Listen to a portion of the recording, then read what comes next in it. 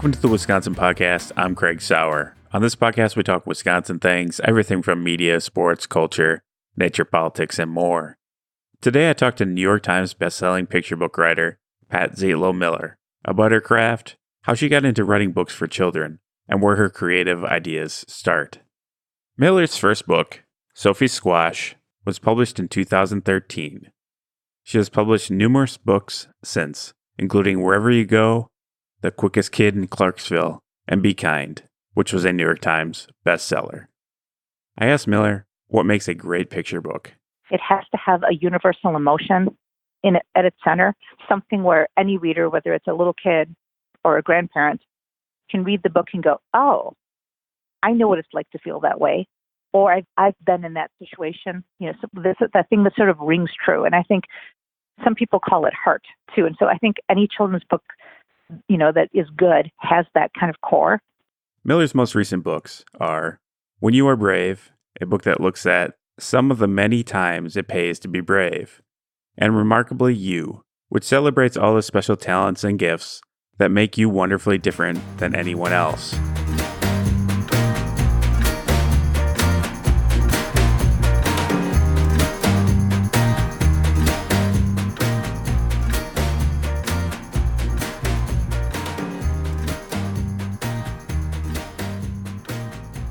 I know you have a handful of new books that are coming out this year or have come out. So I want to talk about one specifically that I got to read, which was Be Kind. Okay. Can you tell me, well, first maybe describe the book and the premise of it and kind of tell me how it kind of came to be. Okay. Well, Be Kind is a picture book that specifically lists out different ways that people can be kind to each other. It involves the main character who sees one of their classmates have a problem. The classmate spills grape juice all over herself, and the main character feels like they ought to do something to help out and make the other kid feel better. And so they try, and their first attempt doesn't go the way they wanted. And so they start thinking, well, what else could I have done? What does it mean to be kind? And then the book goes into different practical, real-life ways of being kind. And the way it started was usually when I write picture books, I have an idea and I write the book, and then I kind of hope I can find an editor that wants to buy it. I sort of write things on spec, hoping that they'll find a home. But in this situation, an editor that I had worked with before called my agent and said, I think we ought to do a book about kindness. Would Pat want to write it? So this was, kind of backwards, where someone came to me and said, would you write a book about this topic? And so I talked to the editor, and she had the title, Be Kind.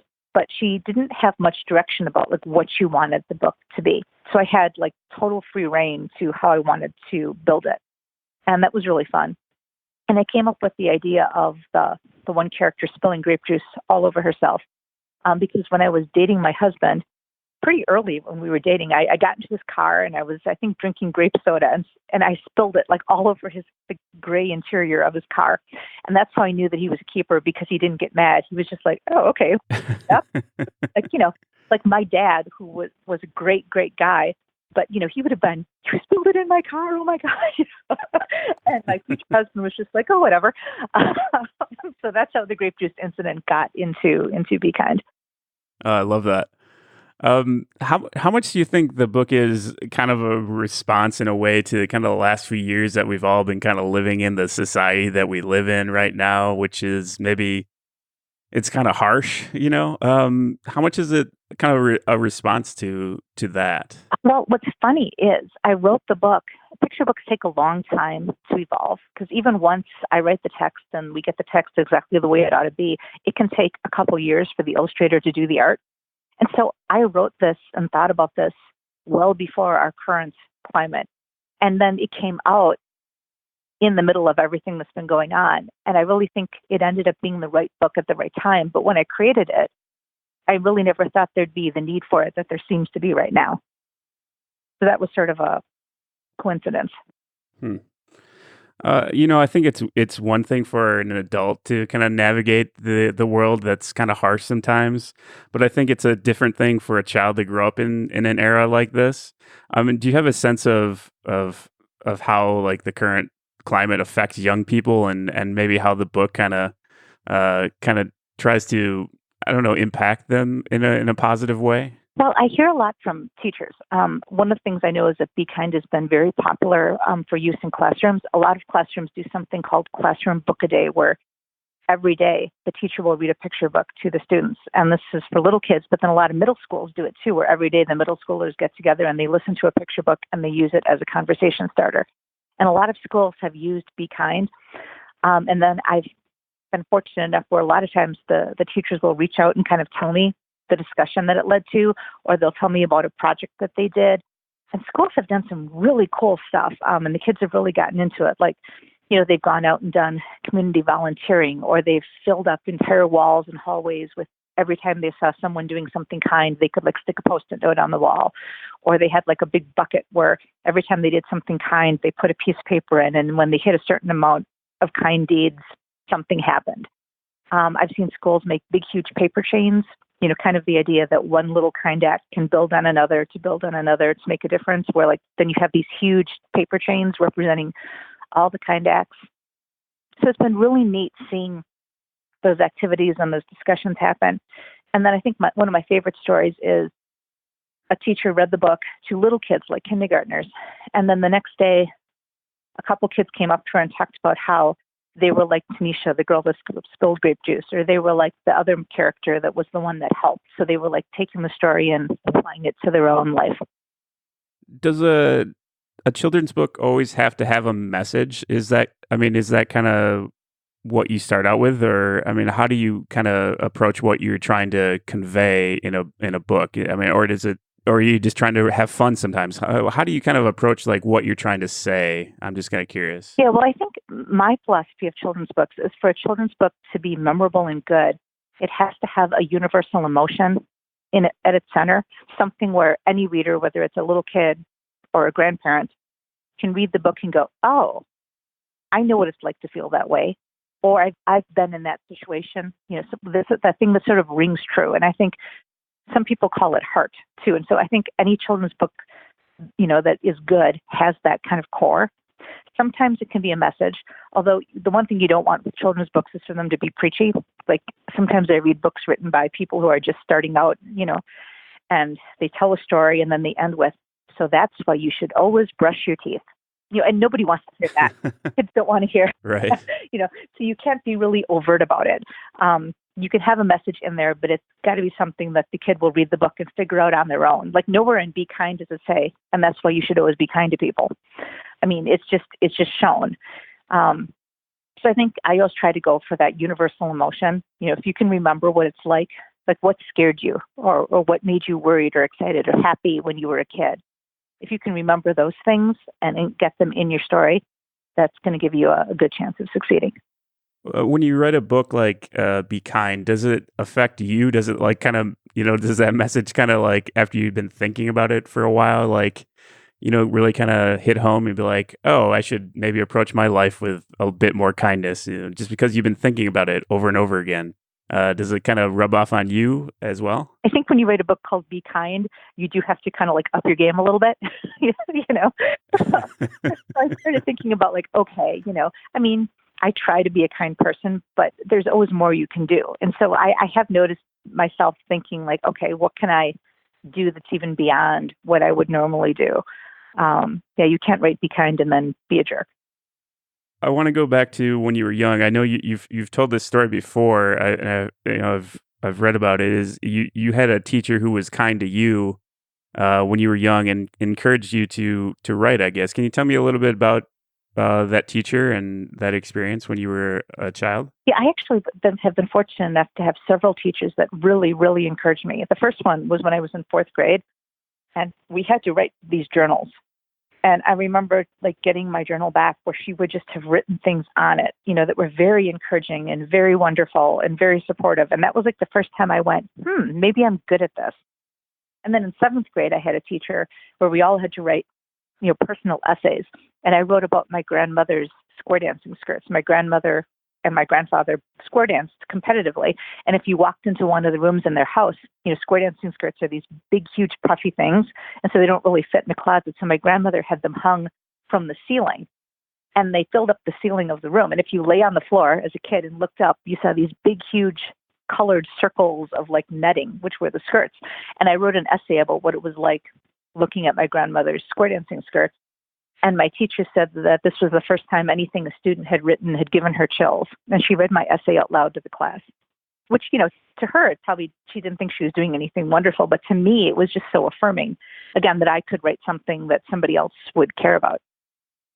So I guess, did you write a lot as a kid? Were you kind of one of those people who always had your head in a notebook with a pen or a pencil, or what was kind of your experience like writing as a kid and then a young woman? Well, as a kid, I did more reading than writing. I was one of those kids who always had my nose in a book. I mean, I would go to the public library on the city bus, and I'd carry home as many books as I possibly could on the bus. And I'd sit down and I would just read them. I mean, I read everything. I look back, I read like kids' books, I read adult books, I read books that I probably had no business reading because of my age, but I checked them out and I read them. Newspapers, magazines, backs of cereal boxes. I mean, there's just something about words that fascinated me. And then I think I really started writing, around middle school ages, where I would sit down and write on my own. Like, I remember I read Irma Bombeck, which is probably an example of why was I reading that in middle school. I mean, she wrote humorous essays about what it was like being a suburban housewife, and I was 12, so I wasn't really a suburban housewife, but I thought she was funny. And I read, like, she had, If Life is a Bowl of Cherries, What Am I Doing in the Pits? The Grass is Always Greener on the Other Side of the Septic Tank. And I remember sitting down saying, I want to write an essay like Irma Bombeck. And so at 12, I sat down and tried to write an Irma Bombeck essay. So that's when I remember like trying to write like other people, which I think is how you find your own voice. What did your parents make of you reading and writing all the time? My mom was an English teacher. And so she was extremely encouraging. I remember one point I wrote something, and I was probably late grade school. And she said, I had high school students who couldn't have written this, which I don't think necessarily meant I was all that good. I think that just meant that maybe some of her high school students weren't. But they never said, put the book down and get busy. I mean, they were extremely encouraging of me reading. And then they've always been really supportive of my writing. When I was a newspaper reporter, and then, when I got books published, I mean, they were just as proud as could be. So you mentioned you worked in newspapers out of college. I think that was kind of your first kind of career, I guess. Yeah. How did you get into, why newspapers at the outset? Why was that something that you were drawn to? Well, when I was in high school, I was a really big sports fan, and it's kind of funny because now I don't particularly care about sports, but I was in high school, but I wanted to be a sports writer. And so with some help from my high school journalism teacher, I got a part-time job at the local Oshkosh newspaper. As a sports writer, I got paid $10 to cover American Legion baseball doubleheaders, which, doubleheaders, they take up your whole day, and then you have to go write the story, and I was getting $10, and I thought I was rich. So I just, I liked sports, and I liked to write, and putting them together seemed like a good thing, and I knew I could do that at a newspaper. And plus, I think I'm really curious. Like, I want to know why things happen. And so newspapers let you go in and ask all the questions that, other people don't get to ask. Take me back to writing those baseball stories. Did you trade in those cliches of sports at all? I mean, what was kind of the experience like being a young writer trying to write about sports? Well, I'm sure I used every cliche that, was ever used, because I was young. I was like 16, Right. So you evolve as a writer, and I'm sure if I went back and looked, I'd roll my eyes at some of my stuff. But then you get better, and you read other people's, and you evolve. Working in newspapers, did that serve you well? I think later in writing about children's books. I mean, did it help refine your craft a little bit? Obviously they're kind of different things, but did that experience working in journalism serve you well? Oh, definitely. Because you have to write quickly, on deadline for a newspaper. A lot of times, when you're covering like a high school basketball game on a Friday night for the Saturday morning paper, you've got to, go to the game, get back. And this was when you couldn't submit things, remotely. So it'd have to be in the newspaper office at the computer, writing the story, and you get it done by a certain deadline so it could make the paper. So it helped me definitely with that. And then also, when you write something in a newspaper, it goes through your editor, and then it goes through the copy desk, and they all make changes. And I think learning to handle editorial feedback and not freak out, and to say, okay, I see your point. How can I rework this? is huge because, people, it's not like I write a book and it stays exactly the way it is. I mean, I go back and forth with editors and then they sometimes show it to their peers and they come back with a whole nother round of suggestions. And you've got to be able to say, okay, we're all in this together trying to make the best book possible. So how can I take your feedback and incorporate the changes so there's a book that I still feel good about? So I think that was a huge skill. I think some people who haven't written as much before, they get changes from an editor and they just panic or they get very defensive. And that's not a good response. So how did picture books kind of become your form, your art form? How did that come to be? Well, even before I was a full-time newspaper employee, like when I was in college, I would just go and look at picture books in like a library or in a bookstore because I just thought, they're a very discrete space. You have like 32 pages with very minimal text to tell an entire story. And I just always thought that was a really cool challenge. It's almost like verbal Sudoku, where the numbers game where all the numbers have to line up every possible way. I mean, that's what a picture book is. You're trying to tell the story and all the pieces have to fit in a very prescribed way. Yeah, I like the challenge. And I still do. I mean, I read all kinds of other levels of books, but there's something about a really well-done picture book that I think touches people's hearts. Like if it's really well done, anybody should be able to pick it up and, like I said, see that universal truth in it, whether it's funny or whether it's moving or whatever. It should have that. You weren't published until, I guess, later on in your life. Not to ask it in a weird way, but what took so long? Why was it something that kind of happened later in life for you? Was it something you were always trying to do, or it just couldn't break through? I mean, what led to the success later on? I think it's the most interesting part of my story, and I use it when I talk to older kids. So I knew I wanted to write picture books from age 19 on. I wrote my first draft of a picture book when I was 19 and I was in college. And this is going to make me sound ancient, but when I was in college, there was no internet. You couldn't just Google, how do you publish a picture book? So I wrote this thing, and I remember I went and I talked to the librarian at my college, UW Oshkosh, and I said, I wrote this. What do I do?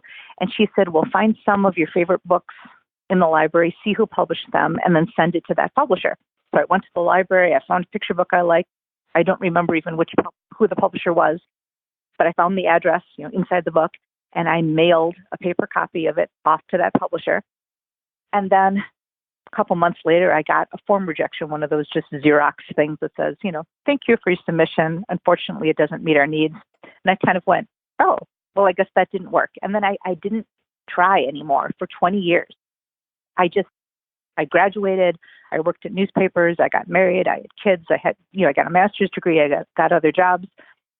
But I never tried to write another picture book. But I read them all the time. And then when I was 39, so, 20 years later, it suddenly realized that if I didn't try again, not having tried would be the thing that I would regret most when I was really old and alone and in a nursing home, that I had never really tried. And so that was like the big thing for me. When I was 39, I was still working, but I stopped watching TV at night. And all the time that I used to, be watching TV, I was either researching children's books or reading them or writing them. And then now the internet existed, so I could do all kinds of Googling to figure out how do you sell a children's book and where do you send it to. And so once I decided that I was really going to pursue it like a part-time job, it took me 4 years to sell a book. So I sort of wish sometimes that I had not had that 20-year gap. I mean, I should have tried earlier, but I didn't. So I always tell kids, if you have a dream, don't wait 20 years. Was there a specific life event that kind of propelled you into like, I need to get on this? Was there anything in particular that churned up some of those feelings and those thoughts that, hey, I need to do this? It was turning 39. It was like, I'm almost 40. 40 is I should really get on with what I want to do in life, because no editor from New York was ever going to call me out of the blue and go, hey, Pat, we heard you wanted to write a picture book. It just wasn't going to happen. So it was that I'm 39 and it's time to get serious. Do you feel like you were at all, I guess, maybe more equipped to do it at 39 in the sense that like you're just more mature and kind of know your voice a little bit? So maybe it made it a little bit faster than, say, if you had tried to do it when you were 25 or 29? Yes. And plus I had 2 kids by then, and kids are not required to write children's literature. But my first book, Sophie, was totally inspired by something my youngest daughter did. Sophie Squash would not have been written earlier in my life because my daughter wouldn't have given me the impetus for it. So I do think life experiences and maturity and a little more skill came along with it. I don't totally regret not starting earlier, but I do sometimes wonder what would have happened if I'd started earlier. So tell me about, I guess, getting the first yes.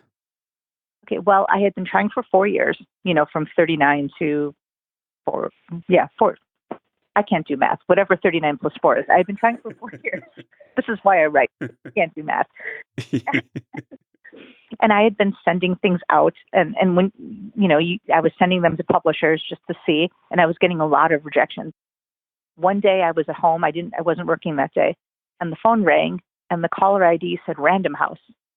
And I wasn't getting my hopes up because I'd had 4 years of a lot of rejection, but I picked up the phone sort of curiously, and the person on the other end said, "This is Ann Schwartz from Schwartz and Wade, and you probably don't remember sending us Sophie Squash."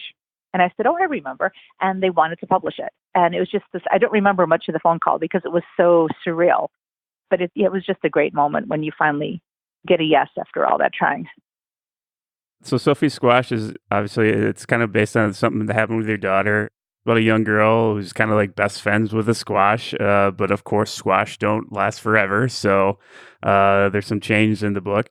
What is your favorite part of the book, if there is one? I think my favorite part of the book, Sophie's parents are very well-intentioned in the book. They accept the fact that she's in love with the squash and carrying it around everywhere, but yet they're also concerned because it just doesn't quite seem right. And, maybe another toy would be better.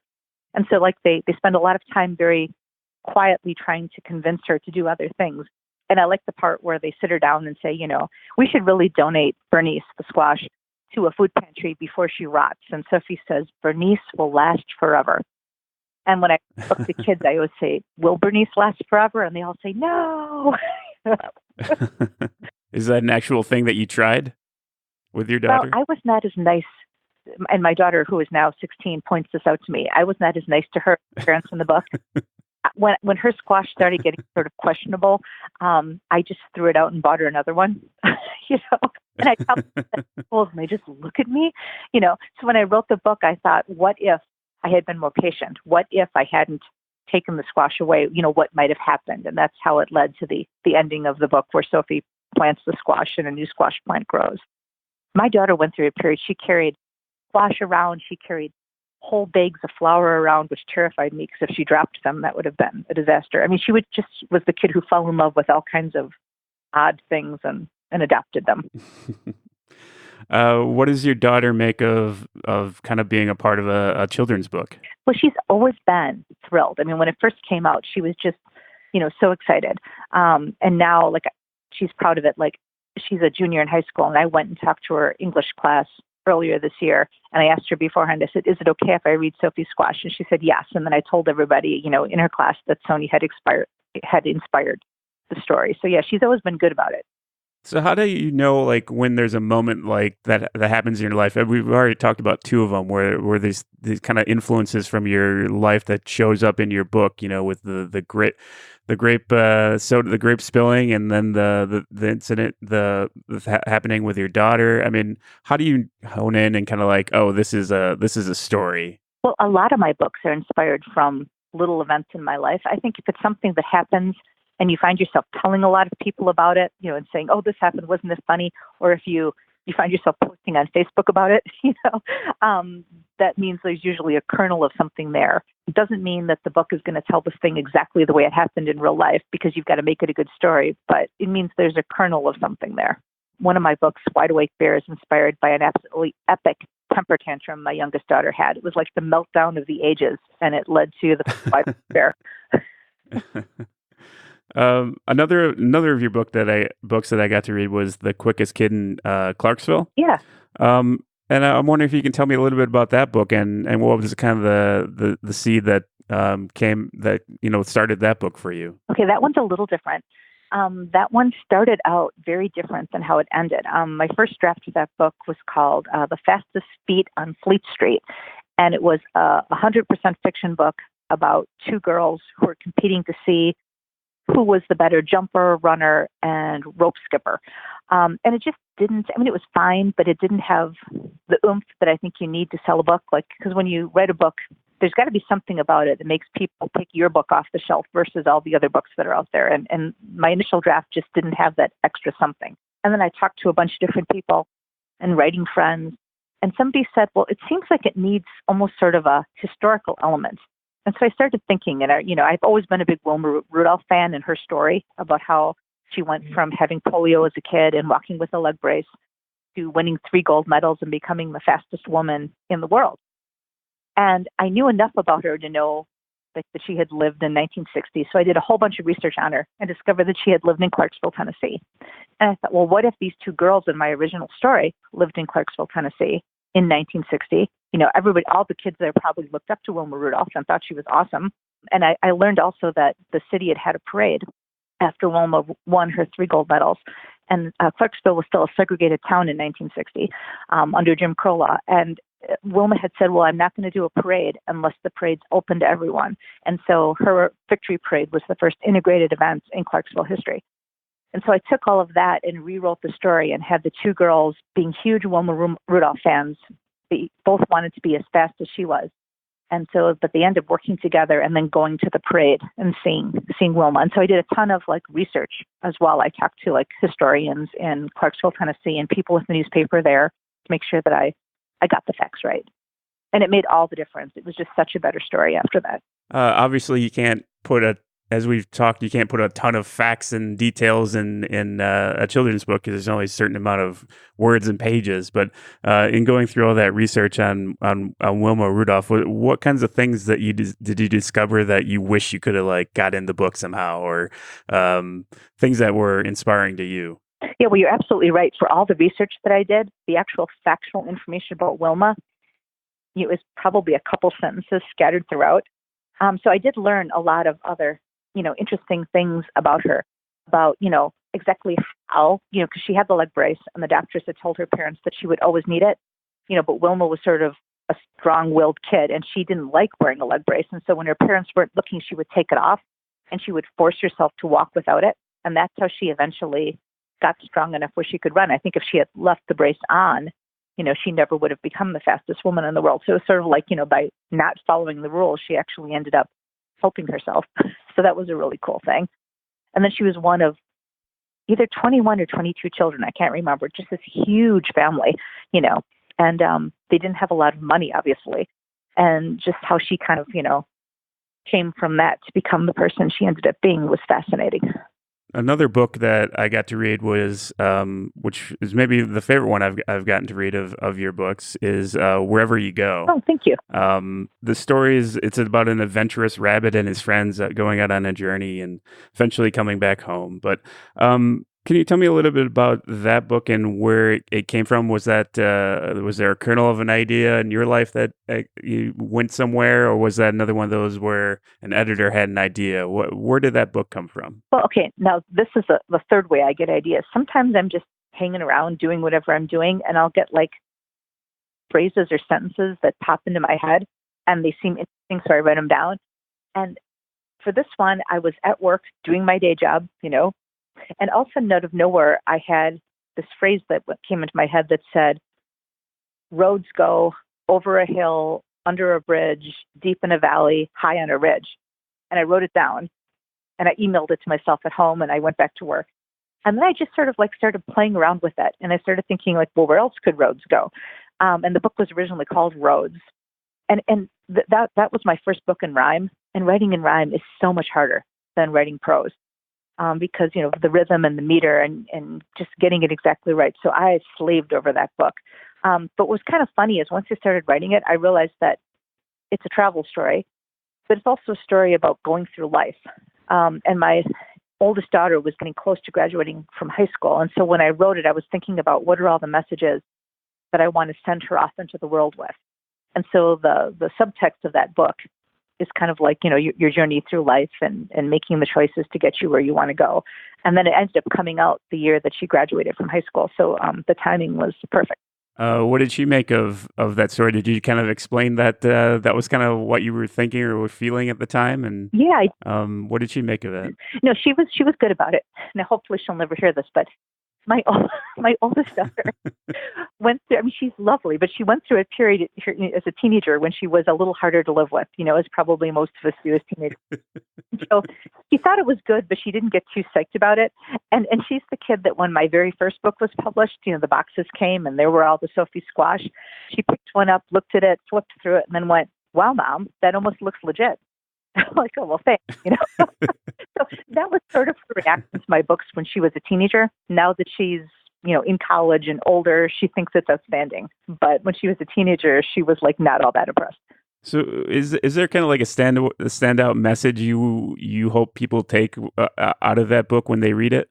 Yeah, just kind of, you control your own destiny to a certain extent. I mean, there's some things in life you can't control. Are you going to get hit by a car? Are you going to get some horrible disease? There's things that are out of your hands. But you can make a lot of choices in life. If you don't like where you are now, either physically in your location or in terms of what you're doing, you can make choices that will get you closer to where you want to be. And I think if you read the book, that's sort of the theme that's there. You can make choices and you can go, and then you can always come home. And I think with my daughter, what I was saying is, yes, you can go, but remember, you've got a home too. One of the great things about that book is the illustration by Eliza Wheeler. I'm wondering if you could maybe describe the illustration or how you view that illustration and why you think it works or what you like about it. Well, Eliza Wheeler is immensely talented. She's a real children's book illustration star. And I was really happy to get paired with her on the book because when you write a picture book, I write the words and then whoever buys the story, whatever publishing company, they choose the illustrator. Sometimes I have input, but sometimes I don't. And I was thrilled that I got paired with Eliza.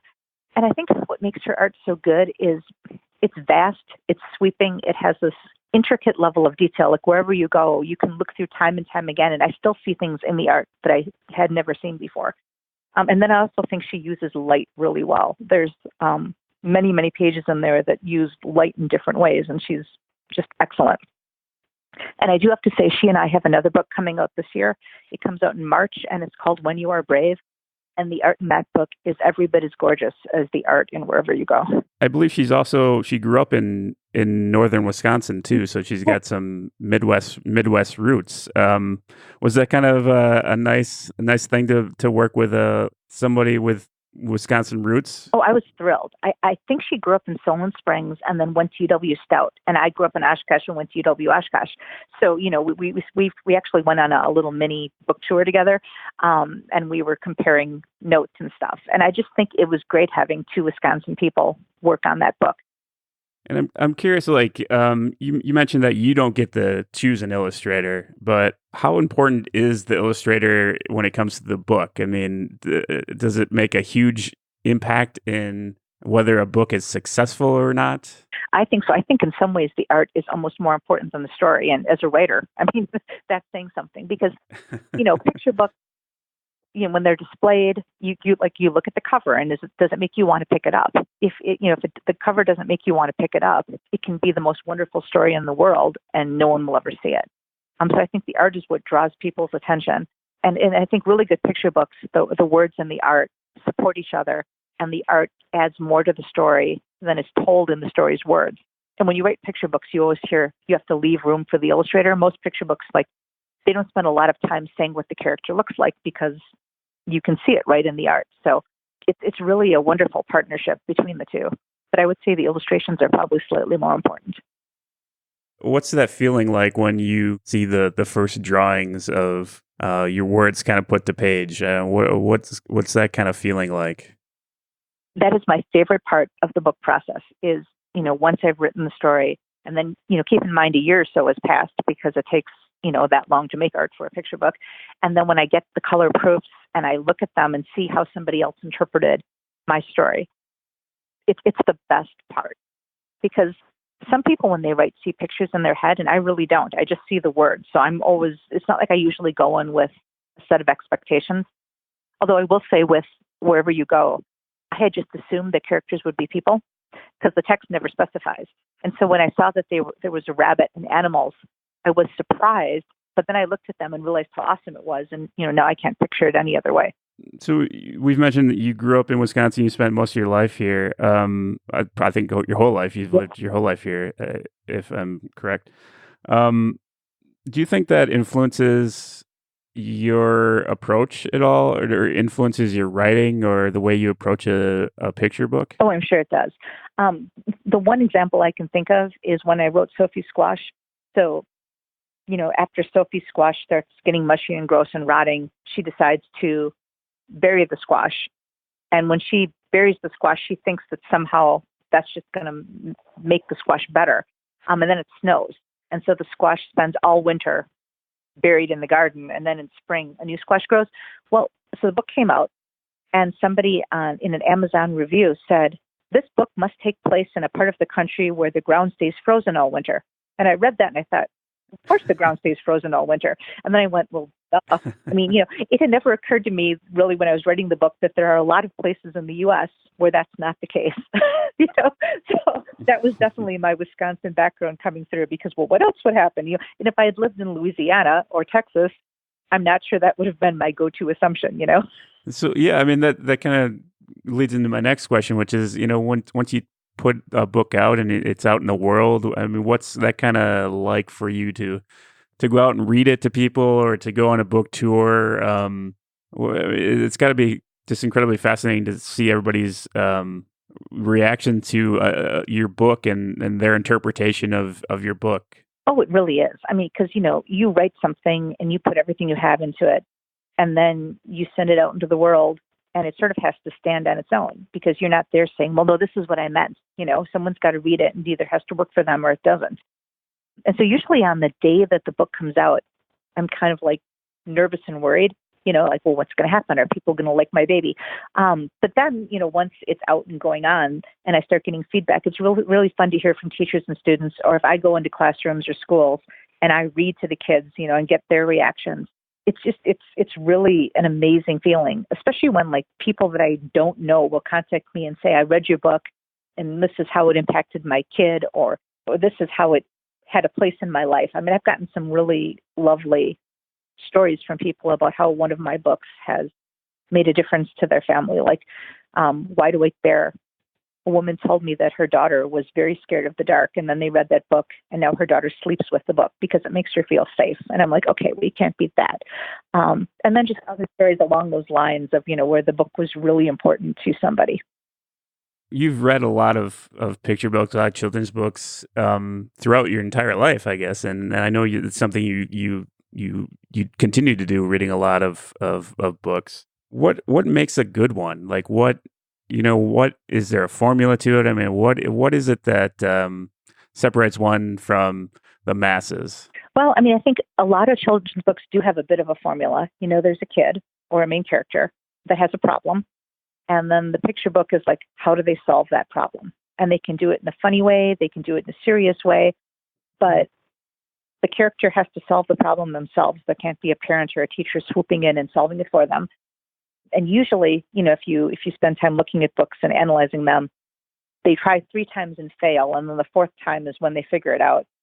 And then at the end, there's always a little interesting twist. Like it doesn't just say, okay, and then they all lived happily ever after. There's a little twist at the end that maybe you weren't expecting.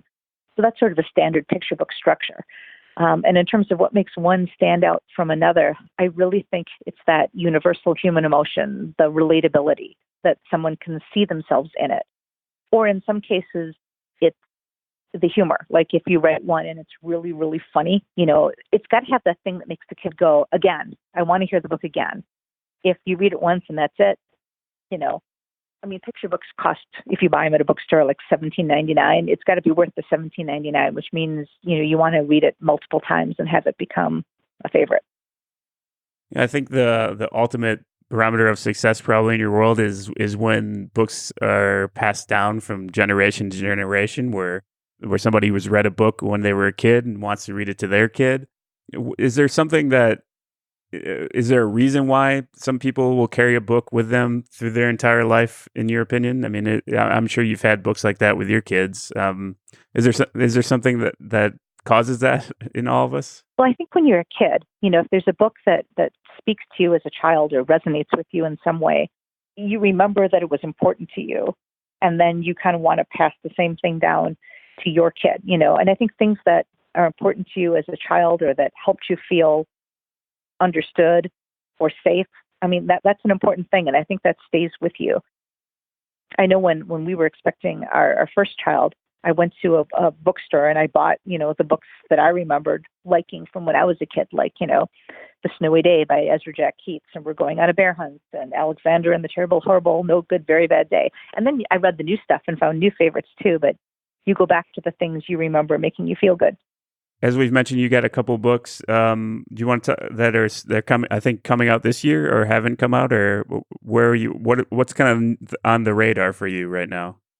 Well, I had one come out at the very beginning of February, February 5th, called Remarkably You, and that's a picture book about celebrating all the things that make you unique as an individual. It's like, what makes me cool and why should I celebrate it? And so it's a little different than the picture book format that I talked about before with, a main character trying to solve a problem. This is more like a poem about celebrating you. And Patrice Barton did the illustrations for this, and they're the most adorable kids I think I've ever seen. She just did an amazing job. And then in March is the Eliza Wheeler and I sequel, When You Are Brave, that has her amazing artwork. And that's a story about finding your inner strength and using it. And that is more of a classic picture book story, but it's reminding kids that they're braver than they think. So is it just circumstance that you got all these coming out at the same time, or it's a great, seems like a great year for you? Yeah, when books come out is really out of my control because, I sell them to the publisher and then they work with the illustrator. And a lot of it depends on, when the illustrator is available to start the art and how long it takes them to finish it. And so I sold these books quite far apart, but just based on the illustrator's schedules, they ended up coming out a month apart. So, yeah, it would be nice if there had been a little more space between them, so each one could have had its moment in the sun a little bit longer. But that's out of my control, and I'm just glad they're both out in the world. So when somebody learns that you're a children's book writer, whether it's like a colleague at work or just somebody you meet on the street or at a party or whatever, what are the big questions that they come to you with? What do they want to know about what you do? Where do you get your ideas is a huge question, followed by, do you get to pick who illustrates your book? And they're always astounded when I say no. And then usually followed by, I've always wanted to write a children's book. So those are the three main things. And then, generally they just think it's cool, and that's fun.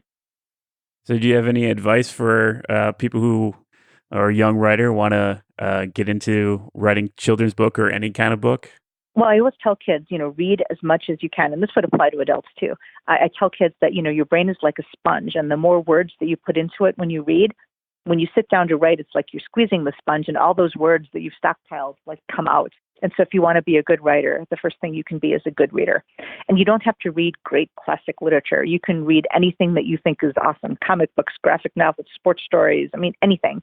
But it's all going to help you be a better writer. Okay. Anything else that's on your mind, or anything else that any question that I should have asked that I didn't? No, I'm just really proud to be a Wisconsin author. There's quite a few authors from Wisconsin, the children's book world. There's Kevin Henkes, who lives in Madison and is probably the king of children's literature. But there's Miranda Paul in Green Bay, and I'm not going to keep naming people because I'll leave people off. But Wisconsin is very fortunate to have a lot of really talented people writing for children, and I'm very glad to be one of them. Why do you think that is? That's a good question. There's an organization called the Society of Children's Book Writers and Illustrators. It's a national organization, and Wisconsin has a very active chapter, where they hold conferences and get together and support each other. And so I think that probably has something to do with it. And I also think Wisconsin, is sort of a creative, like Madison especially, it's a creative place. And I think other parts of Wisconsin too.